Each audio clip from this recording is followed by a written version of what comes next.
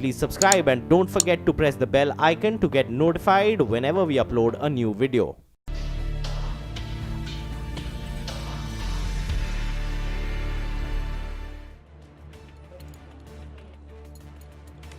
Well, Facebook-owned messaging platform WhatsApp has rolled out its payments feature. The popular messaging app now lets users in India send and receive money via UPI. However, this move has kicked up a storm in the payment space.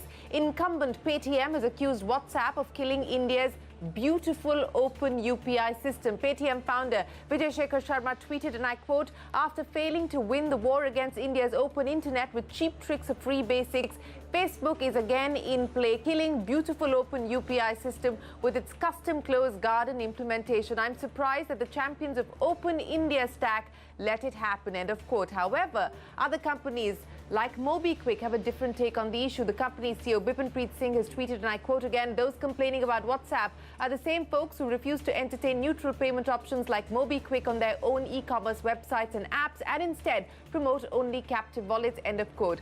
What is the exact controversy? Megha joins us now to keep it simple with this explainer. Megha, over to you.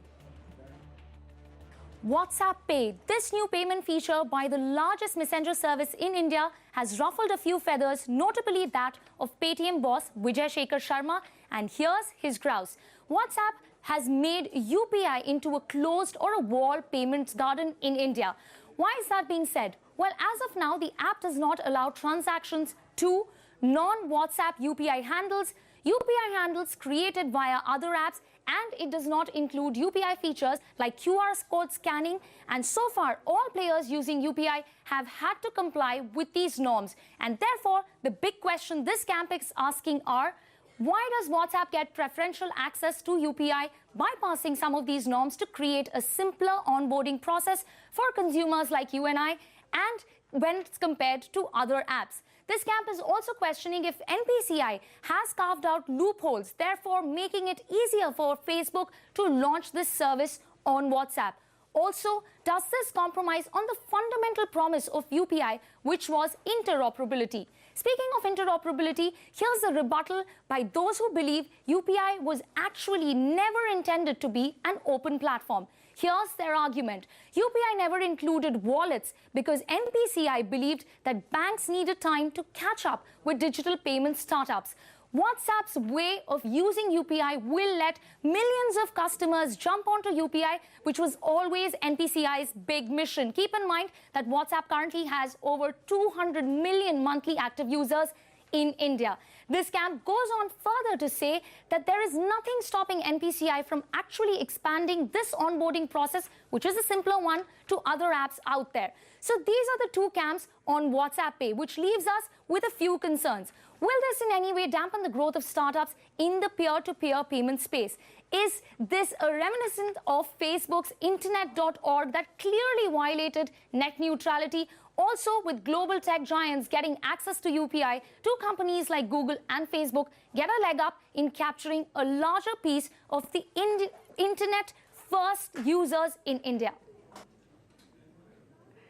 Well, thanks very much, Megha, for very comprehensively putting forward the arguments that both sides are making. There are many sides to this story, and let's now go across to the man who has stirred up this controversy. Joining us now is Vijay Shekhar Sharma, founder of Paytm, joining us all the way from Toronto. Vijay, I appreciate you joining us here on CNBC TV 18. I want to pick up on your latest tweet, Vijay. You said, "We must not let people with large distribution get favor or get away with their evil business practices that choke industry and not just choke Indian companies."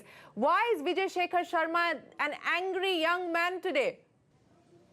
Well, I think, first of all, I want to tell you that this is not related to me being angry young man today. This is about Indian companies continuously get undertreated by same treatment which international companies won't get. For example, I'll not start with us as a case here. I'll start with the case of Make My Trip and Booking.com. If you book a hotel on Booking.com, you give your credit card. They take the credit card and share it with someone else, some hotel. But if you book it on Make My Trip, they cannot share because it is legally not allowed in India. outsider player like Booking.com can play the business in a different way than a domestic business can play. And Deep has been cribbing about it, asking about it, and suggesting about it. That there should be an equal level playing field in the country. But I'll give you another example Vijay, now. Vijay, if I may interrupt you, if I may interrupt you on the limited point that you're making about providing a level playing field, then surely you cannot rest the blame at the door of a Google or a WhatsApp. Surely the blame has to rest then with the Indian regulator and the Indian regulations. Absolutely. I'm just trying to tell you that it is WhatsApp. So first of all, I want to put something on the context here, because I think a lot of people are calling it a India versus a foreign company debate. It is absolutely not. I have always said it, and I repeat it again. India is an open internet marketplace where not only Indian companies but international companies are welcome, invited, and are going to remain as a player. So we as a company, I as an individual, and I don't think that many entrepreneurs in this country would ever dream of saying that we should go China way, we should go lock out them way, or anything else.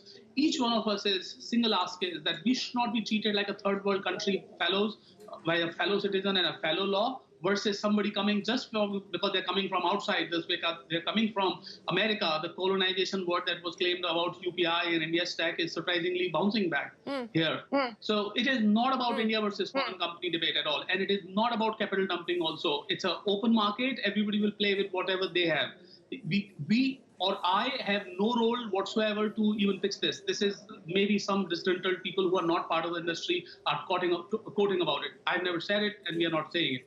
The problem is, now let's talk about the problem. Okay, so Tell me an example of an app which is using UPI and you don't even have a login and password.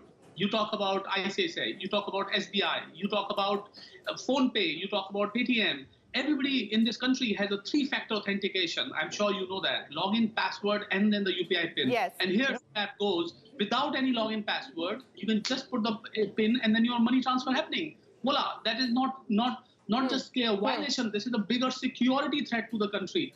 We all talk about cyber safety in this country. We all talk about gullible Indians who can be compromised for their bank accounts and digitization. And here is a championed app which is not even having a login and password and doing money transfer directly from your bank account. I do not know what kind of security bomb is allowed to run in this country. One second. You're raising two very different issues. You're raising one, a security issue, because you're saying that there is no 3-factor authentication that is the norm that is prescribed for other payment players. But the question I ask you again, Vijay, WhatsApp has been allowed to do this. There is someone who has allowed them to go forward with this. It brings back the question of how the NPCI is operating, and hence the question should be raised to the NPCI, not to WhatsApp. Totally. WhatsApp can play business tactics like these. Mark Zuckerberg is known to play cheap business tactics in past also. He can play it out, and we are letting it play it out with. Yes, you're right. My question is that how are we as Indians letting some third world country, third party companies that are coming from all the way from the West to get a special favor from NPCI? You're right. I think this conversation is not about what WhatsApp is doing, but it is about what WhatsApp can get away with. Why are we letting this happen? I mean, why are we letting our financial ecosystem and financial system open to a third party? But Vijay, let me again interrupt you, because your first tweet that you put out, which was yesterday, I think, when you said that after failing to win the war against India's open internet with cheap tricks of free basics, Facebook is again in play, killing the beautiful open UPI system. But the fact of the matter, Vijay, is that UPI has not been an open system. Is that not a fact? Suddenly you choose to conveniently ignore the fact that there has been criticism. In fact, the Vatal committee appointed by the government very categorically stated that the UPI was not a neutral infrastructure provider. Totally, and I want to put it on the table first, that as a statement. I hear, as Megha was saying a few minutes back, that wallet companies felt that this is not equal to them, and the conversation that we had made us understood that the UPI ecosystem was connected to KYC account, and that is why wallet companies are now asked to complete the KYC, and February is a new deadline, as you know, and post that UPI will come to the wallets also. So by the way, as neutral as it can get, as neutral it doesn't get. The question and the point I'm trying to raise here is that whatever the neutrality is and whatever the rule of the games are defined by UPI, whether it includes wallet today or whether it includes wallet tomorrow, the point is, if today's rules are ABC, they are not being followed as ABC to company A and company B. The question is that how are we as countrymen are letting this happen to another company which is totally known to be one of the most evil companies in the world? I'm surprised. I mean, it is not a question of whether you're calling Facebook and WhatsApp an evil company. You're calling Facebook and WhatsApp an evil company, Vijay Shekhar Sharma. I am not calling them evil company. I'm calling them the most evil company. The Facebook is one of the most evil companies in the world right now. I do not know one geography that admires them as a great company. Their intentions, their actions, their attempts everywhere in the world, unanimously everywhere in the world, has costed countries, not just elections, but also the kind of freedom that we talk about it. This is not an open platform whatsoever it is. So it is not an evil company. It is the most evil company in the world right now in tech space. Now let's talk about what I'm trying to bring it again. India is a country where 200 million plus people use WhatsApp every month. And people who have not used financial systems are going to use financial systems and connect to the ecosystem of all bank network. And we today know what kind of disconnected systems we had in PNB Bank. And how could somebody do this kind of... But Vijay, one second. You know, the same argument was made during the time of demonetization when people said that, look, Indians don't, you know, and you were one of the champions that said that, look, and the Prime Minister went to town saying that if people can WhatsApp, that was the Prime Minister saying if people can WhatsApp, people can use Paytm as well. I totally repeated that it is exactly what was being talked in those days, and we were asked to put an extra clarification on that. So the question here is, we had to put an extra authentication on that. You can see that now you have an extra third factor authentication even on a wallet-to-wallet transfer, which is not even a law of the land requires us to do it. The point here is, we are opening our banking system to the biggest of possible fraud by giving it single factor authentication in the hands of 200 million people. I'm surprised that it is being let happen in this country. And then that system, which is a locked closed system where customer has an obligation to sign up first, only then they can do something. And a customer can only send money to their own ecosystem, not even an outsider. There is no way you can do money transfer to a bank account beyond WhatsApp account. That's like, I mean, it's an open violation of whatever the intention UPI has. I'm not the judge here whether UPI is open or closed. My question here is, when we were implementing UPI, and Shireen, I want to give you one other really interesting anecdote that may be not publicly known yet. We were launching as Paytm UPI before Diwali, and that is the time Google Tej was being launched.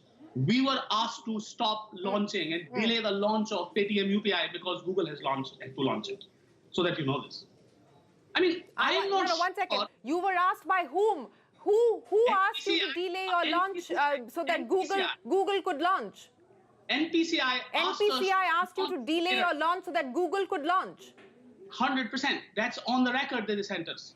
And not just this, they took an undertaking from us. In those words, sorry, I'm laboring on this, Vijay, but in those words, the NPCI asked you to hold back the launch of Paytm UPI so that Google could go first?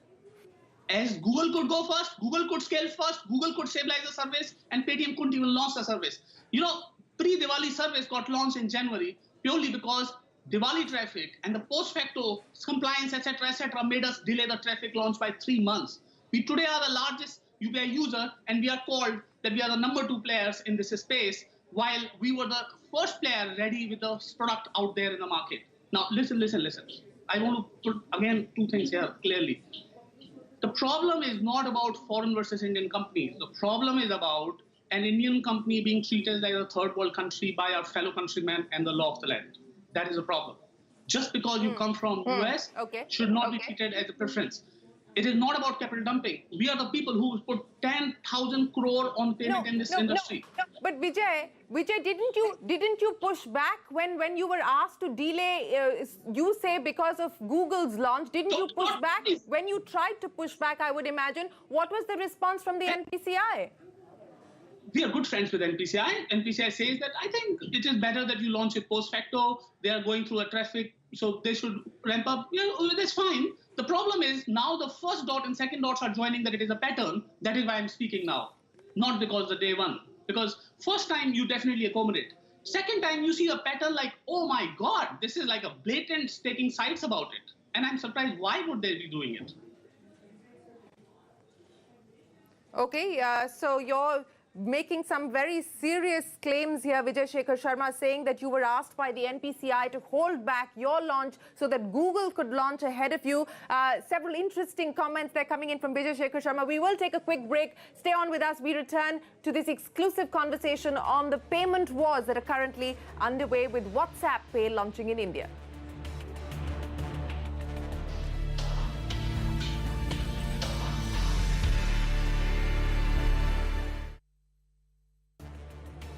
Welcome back. You're watching the CNBC TV 18 exclusive. WhatsApp's move to launch Paytm Pay has kicked up a storm in the Indian mobile payment market. The major criticism coming in from Paytm's founder, Vijay Shekhar Sharma, who is live here with us. Vijay, before the break, you were making some very serious allegations saying that the NPCI asked you to hold back Paytm UPI's launch so that Google could launch. You've called Facebook the most evil company in the world. I want to ask you, Vijay, because you said before the break that you have now decided to speak up because you have observed a pattern. What is this pattern that you're talking about, Vijay? Very clearly. Specific instances. I can tell you that very clearly the pattern is that as an Indian company, as a fellow payment company, whichever way you want to look at it, it's funny that all three things can apply on us. You can choose whichever one you want. The rule book which is written out there gets interpreted and modified for other players in a different way than us. I give you an example here. Yesterday I had a conversation with gentleman in NPCI, and I was asking, how did you let the login and password go away? He said there was a circular about it. And the circular says, if banks can undertake the liability, you can take away the two-factor authentication that is before the third-factor authentication is. Now, just help me. Who issued the circular, Vijay? Who has issued the circular? When was the circular issued and who has issued it? NPCI issued the circular which is on the website already. And I'm trying to say this. Are you suggesting that a three-factor authentication, which is considered as India's one of the best innovation in the world, even though it delays the process and it stops a lot of drops happens, but that has been the reason that the amount of fraud in India are so less, is just by an undertaking by 4 different banks was allowed to go away for WhatsApp. Wow. I mean, wow is the word that I can say. I mean, tell me another UPI app which has no login and password in this country. You can say that, oh, undertaking has been given by banks, but that is exactly what I'm saying. Closed door negotiations and agreements are allowed to happen here. That is why my grudges.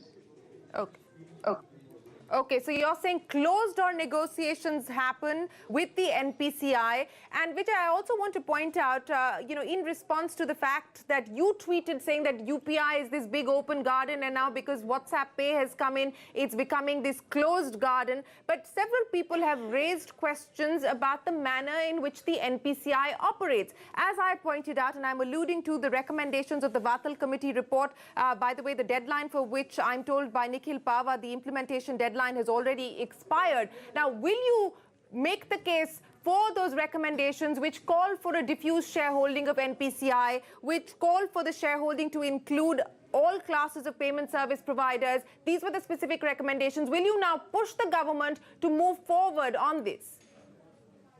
I mean, we've gone to NPCI and asked for our shareholding, potential shareholding. We are a bank, so potential contribution, potential part of those committees. We may be the largest UPI bank in the country, but we don't have a say yet. I mean, Vatal Committee is a classic example of the response? What was the response? What was the response when you asked for a say? Not yet. Not yet. Okay.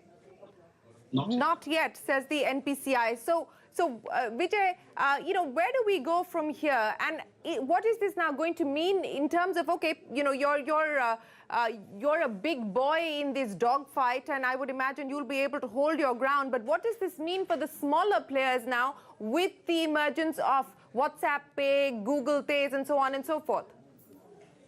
Look, this is exactly what was supposed to be the India Stack platform do, that it could allow many companies to play and any small or large company to play. the very fact that India Stack was built, and we always vehemently supported it, and even the days when we were not having UPI, I went on record to make a statement that we will be champions of UPI, because a lot of people thought that Paytm has built a large ecosystem and UPI will be off this. But at the same point in time, without any obligation, understanding that India is about welcoming as many people, and India will be great financial services ecosystem in the world if many companies can come together. We said we'll not only support, we'll champion UPI. You can open a Paytm app and you can see the UPI icon up front there. Now, all said and done, the problem here is that all those dreams of that India won't be colonized by Western country companies, all those things that Indian system will be identified as a champion of the world, everything incidentally is at stake right now. If you let WhatsApp run the payments without login and password, I can tell you that you are opening your banking ecosystem to a whole new fraud, and you're justifying that to any justification which is not going to hold true in any security measure that you may suggest me here. Okay, so you're saying that it's an unfair advantage that WhatsApp has been given by NPCI, but I come back to the question that the blame then rests with NPCI, which is acting as the quasi-regulator of the payment space, as opposed to resting with the companies that are doing business. And you know, you run your business, Vijay. You will do what it takes to gain market share. Wow, so that is exactly what I'm trying to say. Facebook does what it thinks to be done beneficial for it, and it wraps it, covers it in the name of, and gives it to the third world countries like this country. They last time did that. It is an internet, baby internet for all of you fellow friends. And please take this as a grant from my side. Oh my goodness, we know what it was. Exactly the same way. Oh, fellow countrymen, here is my gift to you as a payments, and please take this and be happy about it. Wow. Not even playing by the rules, not even playing by the statements that you should stand by and abide by. Microsoft used to do this in past, and there was an antitrust case on Microsoft exactly in these statements. They will follow partial recommendations, build custom flows, and then over the period, play the monopoly to become the market leader. It is an open case. Antitrust case on Microsoft was only because of this reason. Well, we don't know whether this is a matter that will be taken up by the competition regulator in any form or fashion. But Vijay, let me end then by asking you, what is your message to the NPCI through this program? Well, this message is to not NPCI only. This is a message to our internet ecosystem in this country. The first and foremost, please stop labeling everything as India versus foreign. It is absolutely no way. The reality of India is that India will have 4 or 5 ecosystems, and it will have significant amount of international players in this country. It is not even a debate left to be done or not. So please, anybody who was tweeting about it that you're cribbing and you want to play Patanjali card and so on, please get your glasses changed and understand that this is no more a conversation. The conversation is now about, can Indian companies, which are blooming right now and can become the world benchmarks for technology if they are let me bloom? Can Indian companies become as big as our fellow companies in China has become? Hundreds of $billion companies are there. Incidentally, India, if it doesn't even though you're funded by the Japanese and the Chinese, Vijay. Absolutely. The point is that companies made out of India can become global companies. Every company needs funding. If Indians don't give, then international will give, and India will allow that funding to happen, whatever the way we want it to be defined by law of the land. So this question is, can companies built out of India can become a world benchmark or not? This is a choice that we as a fellow Indians have here. Whether it is today a case of payment or in past case of access, the fight will continue. And the question that we should ask ourselves is, do we have an intention of this, a startup dream in this country and technology dream in this country, that we can let some companies become big enough for the world to see that India can bring some world companies? Always a question on this, all panels always happens, why can't India produce Google? Why can't India produce Facebook? Why can't India produce some other company in the world? And here is the answer today. Because if you treat Indian companies like a third world originated companies in your own country, I do not know why this question should at all come then. Okay, Vijay Shekhar Sharma, we will have to leave it there. We're out of time. Thanks very much for joining us and making clear where the debate lies. It's not India versus foreign. That is the claim that Vijay Shekhar Sharma is making. He's saying Indian companies ought to be given a level playing field. And of course, blaming the NPCI for not providing that level playing field, also accusing the NPCI of holding back the Paytm UPI launch to favor Google. Scathing accusations coming in from Vijay Shekhar Sharma here on CNBC TV 18. Thanks very much for your time. We wish you the very best of luck. We'll take a break. A lot more coming up. Don't go anywhere.